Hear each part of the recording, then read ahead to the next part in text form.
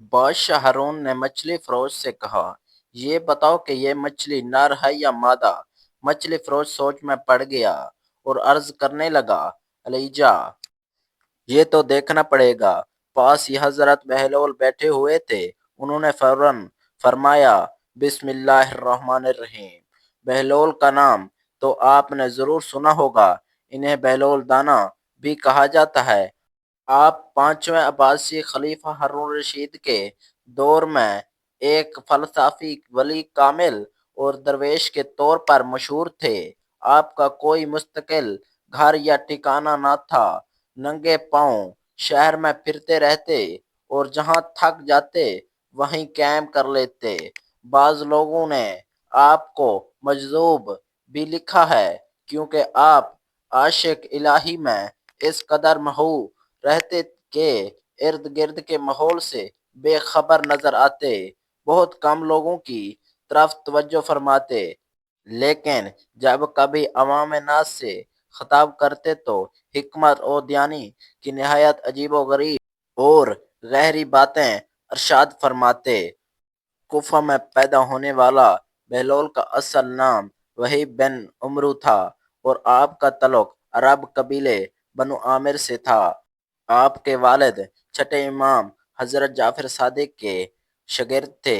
کچھ عرصے آپ نے ساتویں امام حضرت موسیٰ کاظم کی صحبت میں بھی گزارے۔ بہلول کا شمار امام موسیٰ کاظم کے پیروکاروں میں ہوتا ہے۔ جب خلیفہ ہارون رشید نے امام موسیٰ کاظم کو قید کرنے کے بعد ان کے تابعین کے خلاف کارروائیاں شروع کی تو وہیب بن عمرو اور کچھ دوسرے لوگوں نے امام سے رہنما طلب کی۔ قید خانے میں ملاقات کر کے علیہ عمل کے لیے ہدایت طلب کی۔ امام علیہ مقام نے جواب میں صرف ایک حرف جیم لکھ کر اپنے عقیدت مندوں کے حوالے کر دیا۔ ہر شخص نے اس جیم کو اپنے اپنے انداز میں سمجھا۔ کچھ نے اسے جلے وطن قرار دیا اور بعض نے اس کے معنی جبل یعنی پہاڑوں میں روپوشی لیے، لیکن وہیب نے اسے جنون یعنی مجنونیت پر محمول کیا۔ چنانچہ انہوں نے اپنی شاہانہ زندگی ترک کر دی، عمدہ لباس چھوڑ دیے اور پھٹے پرانے کپڑے پہن کر گلیوں میں نکل آئے۔ یوں وہ دنیا کی نظروں میں دیوانہ مگر حقیقت میں دانا بن گئے۔ خلیفہ ہارون رشید نے سے ان کی ملاقات 188 ہجری میں اس وقت ہوئی جب خلیفہ سفر حج کے دوران کوفہ آیا۔ اس واقعات کا ذکر امام بن کثیر نے بھی کیا ہے۔ بہلول نے ہارون رشید کو ایسی نصیحتیں کی کہ وہ ان سے بے حد متاثر ہوا اور انہیں اپنے ساتھ بغداد لے آیا۔ پھر بہلول کا مستقل ٹھکانہ بغداد کی گلیاں ہی بن گئی۔ بہلول کا مزار بھی بغداد میں ہے۔ مزار کے ایک گوشے کے بارے میں مشہور ہے کہ وہاں سکھ مذہب کے بانی گرو نانک نے چلا کشی کی تھی۔ کہتے ہیں ایک دن بہلول دریائے دجلہ کے کنارے بیٹھے گیلی ریت کے ڈھیر بنا رہے تھے۔ خلیفہ ہارون رشید کی چہیتی ملکہ زبیدہ اپنے محل کے جوہروں کے بڑے اہتمام کے ساتھ انہیں دیکھ رہی تھی۔ بہلول مٹی کا ایک ڈھیر بناتے اور پھر خود ہی اسے مسمار کر دیتے۔ ملکہ جوہروں کے سے اتر کر اپنی سہیلیوں کے ہمراہ دریا کے کنارے آئی اور پوچھا، کیا کر رہے ہو؟ بہلول نے آدھے بے نیازی سے جواب دیا، جنت کے محل بنا رہا ہوں۔ ملکہ نے مسکرا کر کہا، اگر کوئی تم سے یہ محل خریدنا چاہے تو کیا فروخت کرو گے؟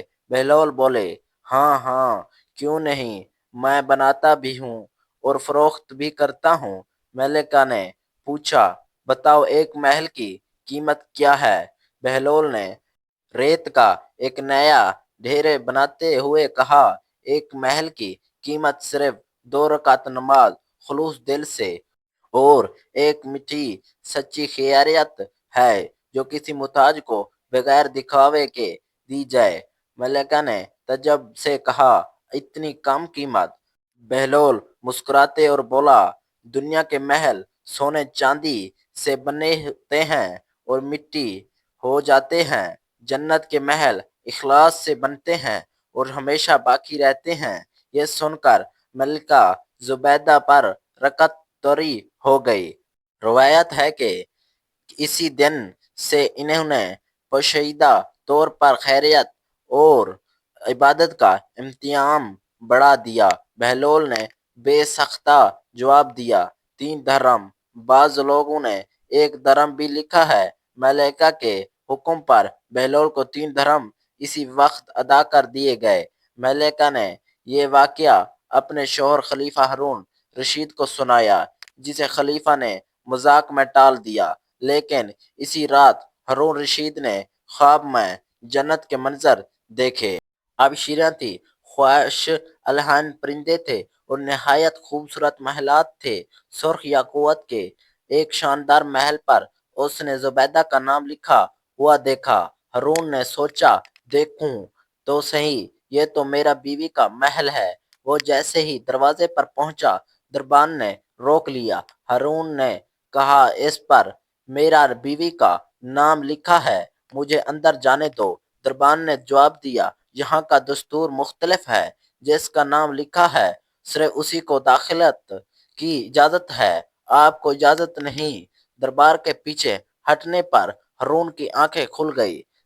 बेदार होकर उसे ख्याल आया कि अल्लाह ताला ने जुबैदा के हक में बहलूल की दुआ कबूल फरमा ली है। वो सारी रात अफसोस और इदमात में करवटें बदलता रहा। अगली शाम वह बहलोल को तलाश करता हुआ दरिया के किनारे पहुंचा। बहलोल हसब मामूल मिट्टी के महल बना रहे थे। हारून ने पूछा, क्या कर रहे हो? बहलोल ने जवाब दिया, जन्नत के महल बना रहा हूँ। हारून ने कहा, क्या बेचोगे? बहलूल मुस्कुराते, हाँ हाँ क्यों नहीं, मैं बनाता भी हूँ और फरोख्त भी करता हूँ।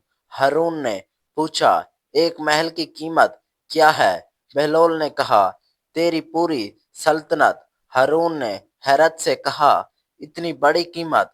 कल तो 3 दरहम में दे रहे थे, आज पूरी सल्तनत मांग रहे हो। बहलोल दाना बोले, खलीफा कल मामला बगैर देखे था, आज तुम महल देखकर आए हो। ये सुनकर हारून म्यूसी से घंटों के बल बहलोल के सामने बैठ गया और कहने लगा, हजरत आप मेरी सारी सल्तनत ले लें मगर मुझे एक महल दे दें।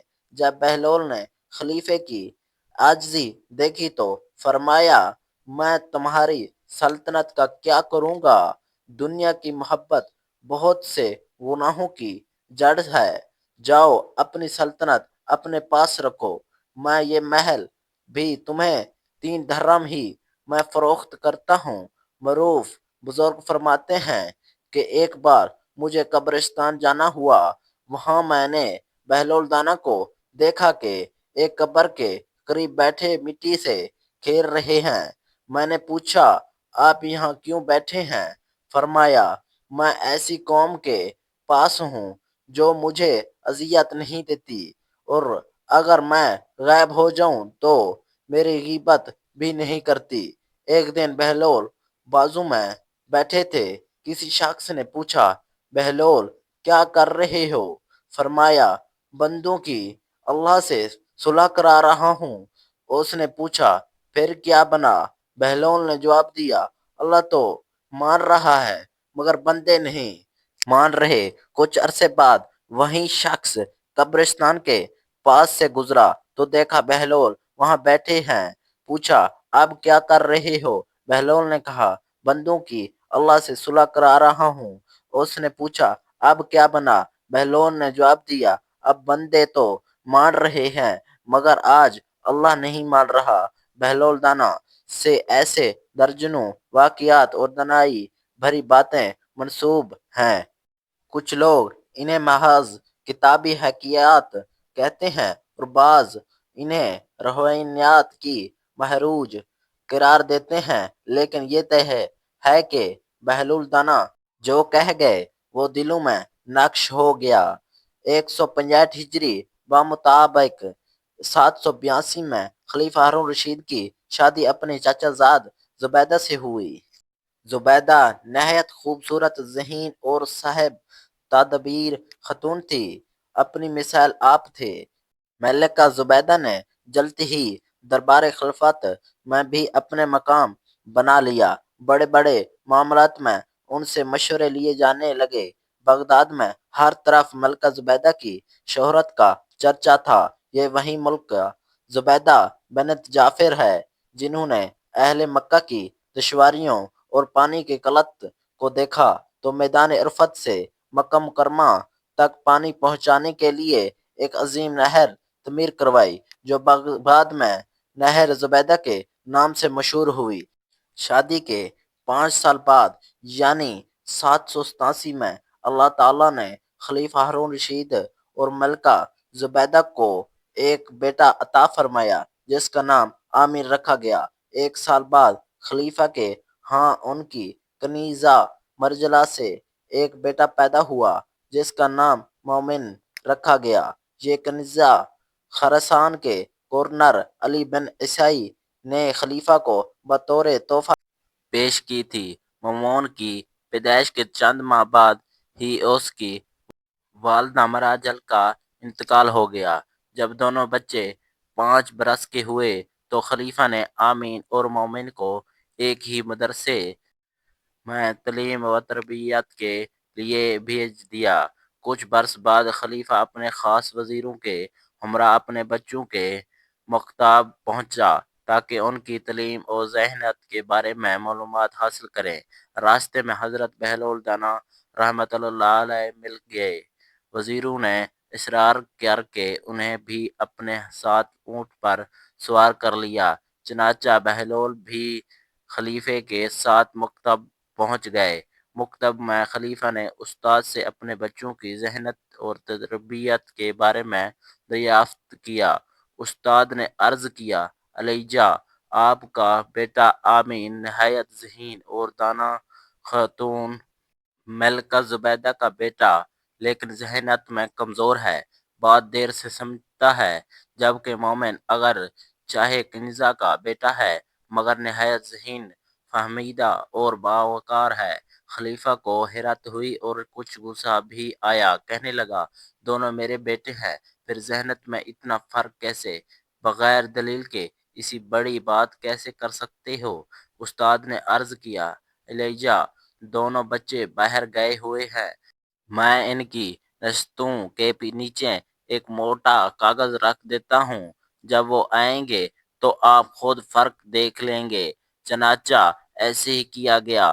کچھ دیر بعد دونوں بچے واپس آئے۔ والد کو دیکھ کر خوش ہوئے، سلام کیا اور اپنی اپنی مخصوص جگہ پر بیٹھ گئے۔ مومن بیٹھتے ہی کچھ پریشان سا ہو کر ادھر ادھر دیکھنے لگا جبکہ آمین اطمینان سے بیٹھا رہا۔ استاد نے پوچھا، کیا بات ہے؟ مومن، کچھ بے چینی محسوس ہو رہی ہے؟ مومن نے جواب دیا، استاد محترم، میرا نشست میں کچھ تبدیلی محسوس ہو رہی ہے۔ یوں لگتا ہے جیسے میری جگہ کاغذ بھر اونچی ہو گئی ہو یا چھت کاغذ بھر نیچی آ گئی ہو۔ استاد نے آمین سے پوچھا، کیا تمہیں بھی کوئی تبدیلی محسوس ہوئی؟ آمین نے جواب دیا، نہیں استاد محترم، مجھے تو کچھ محسوس نہیں ہوا۔ یہ سن کر خلیفہ حیرت زد رہ گیا۔ یہ سر پکڑ کر بیٹھ گیا۔ حضرت بہلول یہ منظر خاموشی سے دیکھ رہے تھے۔ دوسرے کمرے میں جا کر خلیفہ نے کہا، آخر اس کی کیا وجہ ہے؟ آمین کی ماں زبیدہ عرب کی ذہین ترین عورتوں میں سے ہے، پھر اس کا بیٹا ایسا کیوں؟ تب تک خاموش کھڑا بہلول نے عرض کیا، علیجا، اگر اجازت ہو تو سبب عرض کروں؟ خلیفہ نے کہا، ہاں ضرور بیان کرو۔ بہلول دانا نے فرمایا، اولاد کی ذہنیت اور دہانی کے دو بڑے سبب ہوتے ہیں۔ اول یہ کہ مرد اور عورت کے درمیان فطری رغبت اور محبت ہو تو اولاد ذہین اور فہمیدہ ہوتی ہے۔ دوم یہ کہ مرد عورت مختلف قبائل یا نسلوں سے ہو تو اولاد میں عقل اور دانش کی فراوانی ہوتی ہے۔ خلیفہ نے کہا، اس کی کوئی دلیل ہے؟ بہلول نے مثال دیتے ہوئے کہا، درختوں میں اگر ایک درخت پر دوسرے درخت کی پودا کاری کی جائے تو نہایت عمدہ اور لذیذ پھل پیدا ہوتے ہیں، اسی طرح گھوڑے اور گدھے کے ملاپ سے خچر پیدا ہوتا ہے جو طاقت اور برداشت میں ممتاز ہوتا ہے۔ پھر عرض کیا، ایلیجا میں آمین کی والدہ آپ کی قریبی رشتہ دار ہے، جبکہ مومن کی والدہ دوسرے قبیلے سے تھی۔ خون اور نسب کا یہی فرق مومن کی ذہنت کا سبب بنا۔ خلیفہ ایک ایسے شخص سے یہ گہری باتیں سن کر حیران رہ گیا جسے شہر والے دیوانہ کہتے تھے۔ استاد بھی بہلول کی دانائی کی تعریف کرنے لگے۔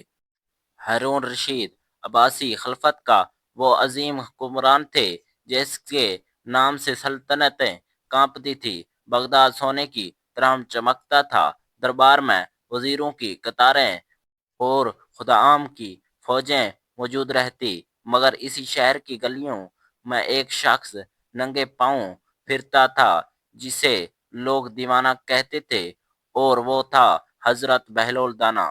وہ بہزار بچوں کے ساتھ کھیلتا، مٹی کے گھروندے بناتا اور ہنستا رہتا تھا، مگر اس کی ہر بات عقل والوں کے دل چیر دیتی تھی۔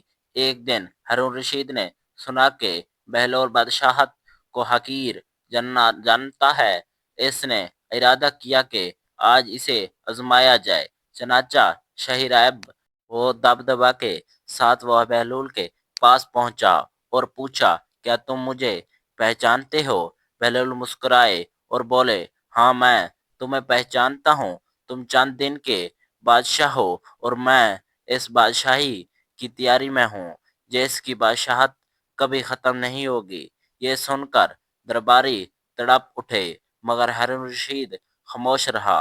پھر اس نے کہا، لوگ تمہیں پاگل کہتے ہیں۔ بہلول ہنس کر بولے، پاگل وہ ہیں جو چند روز حکومت پر اترے اور ہمیشہ کی زندگی کو بھول جائے۔ اگر یہ پاگل پن ہے تو میں پاگل ہوں۔ پھر ہارون رشید نے نصیحت طلب کی۔ بہلول نے زمین سے مٹی اٹھائی اور فرمایا، یہی تمہارا انجام ہے، کل تم بھی اسی مٹی میں مل جاؤ گے۔ نہ تخت بچے گا، نہ تاج، نہ محافظ، پھر صرف عمل ساتھ جائیں گے۔ اگر عدل کیا تو نجات، اگر ظلم کیا تو رسوائی۔ ایک بار بادشاہ نے سونے کے سکے اور قیمتی تحائف بھیجے، مگر بہلول نے سب واپس لوٹا دیے اور کہا، میں وہ دولت نہیں لیتا جو قیامت کے دن میرے اور تمہارے خلاف گواہی بن جائے۔ ایک دن ہارون رشید نے اسے قبرستان میں قبروں کے درمیان ہنستے دیکھا اور پوچھا، یہاں کیوں ہنس رہے ہو؟ بہلول نے جواب دیا، میں ان لوگوں پر ہنس رہا ہوں جو محلوں میں بیٹھ کر موت کو بھول گئے ہیں، اور ان قبروں والوں پر رو رہا ہوں جو کل کہا کرتے تھے، ابھی وقت ہے، ابھی وقت ہے۔ وقت گزرتا گیا۔ ایک رات ہارون رشید کے دل میں دنیا کی چمک مڈ پڑ گئی اور اس نے کہا، کاش میں تم جیسا ہوتا۔ بہلول نے نرمی سے فرمایا، ابھی بھی وقت ہے، بادشاہی چھوڑنے کا نہیں، دل سے غرور چھوڑنے کا، تخت سے اترنے کا نہیں، ظلم سے اترنے کا۔ یوں حضرت بہلول نے بغیر خطبے اور بغیر کتاب کے ایک بادشاہ کے دل میں آخرت کا چراغ جلا دیا اور ثابت کر دیا کہ اصل عقل وہ ہے جو ہنستے ہوئے بھی موت کو یاد رکھے، اور اصل بادشاہ وہ ہے جو دل کو دنیا کی قید سے آزاد کر دے۔ ایک دن ہارون رشید بغداد کی گلیوں میں بھیس بدل کر نکلے تاکہ رعایا کے حالات خود دیکھ سکیں۔ اس نے دیکھا کہ ایک طرف ایک شخص زمین پر لکڑیاں سے کچھ لکیریں کھینچ رہا تھا اور زور زور سے ہنس رہا تھا۔ قریب جا کر دیکھا تو وہ حضرت بہلول تھے۔ بادشاہ نے پوچھا، کیا کر رہے ہو؟ بہلول نے کہا، میں جنت اور دوزخ بیچ رہا ہوں۔ ہارون رشید چونک گیا اور بولا یہ کیسے ممکن ہے؟ بہلول نے جواب دیا جو دنیا کے بدلے آخرت خرید لے وہ جنت کا خریدار ہے، اور جو آخرت کے بدلے دنیا خرید لے وہ دوزخ کا سودا کر رہا ہے۔ یہ کہہ کر بہلول نے ایک لکیر کی طرف اشارہ کیا۔ یہ وہ لوگ ہیں جو چند دن کی عیش کے لیے اپنی ہمیشہ کی زندگی ہار دیتے ہیں۔ پھر دوسری لکیر کی طرف اشارہ کیا۔ یہ وہ ہیں جو نفس کو روکتے ہیں مگر رب کو پالتے ہیں۔ اور ہارون رشید خاموش ہو گیا۔ چند دن بعد اسی بات کا اثر دل میں لے لیا۔ اس نے بہلول کو محل میں بلایا اور کہا میں تمہیں کچھ دینا چاہتا ہوں۔ بہلول نے کہا اگر دینا ہی ہے تو انصاف دو، اگر عطا کرنا ہے تو مظلوموں کو دو، کیونکہ وہ خزانہ جو ریا کے آنسو سے بھرا ہو قیامت کے دن آگ بن جاتا ہے۔ ہارون رشید کی آنکھوں میں آنسو آ گئے اور اس نے کہا پھر میرے لیے دعا کرو۔ بہلول نے ہاتھ اٹھا کر کہا اے اللہ اس شخص کو وہ نظر عطا فرما جو تاج کے نیچے بھی قبر دیکھ لے، اور وہ دل دے جو اختیار پا کر بھی تجھے نہ بھولے۔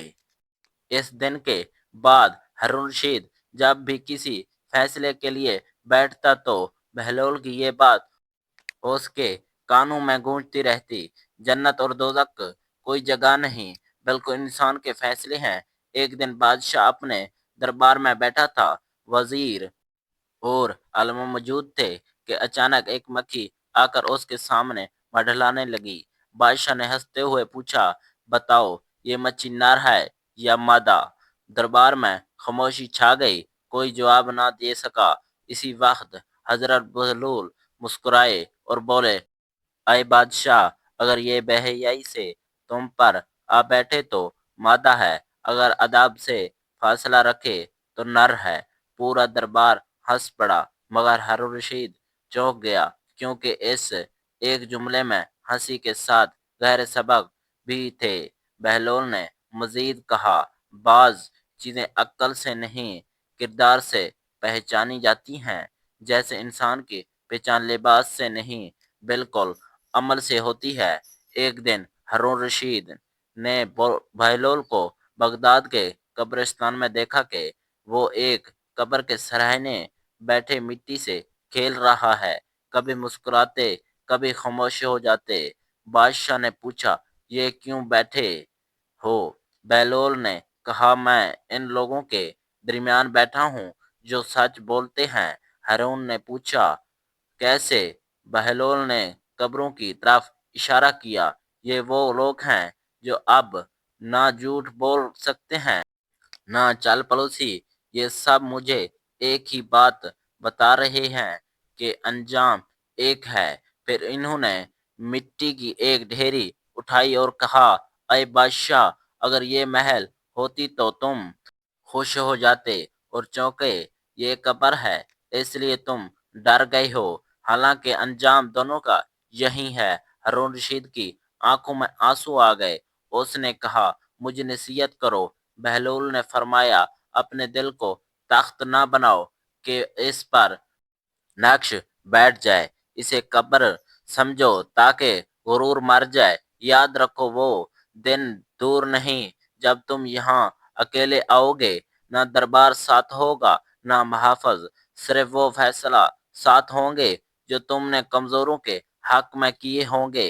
یہ سن کر ہارون دیر تک خاموش کھڑا رہا، اس کے دل میں دنیا کی محبت ہلکی اور آخرت کی فکر گہری ہو گئی۔ اے اللہ ہمیں وہ آنکھ عطا فرما جو عروج میں بھی زوال دیکھ لے، اور وہ دل عطا فرما جو اختیار پا کر بھی تجھے نہ بھولے۔ ہمیں عدل، عاجزی اور سچائی کی توفیق دے اور ہمارے انجام خیر پر فرما، آمین۔ ناظرین کمنٹ باکس میں اللہ تعالیٰ کے 99 ناموں میں سے ایک نام ضرور تحریر کریں۔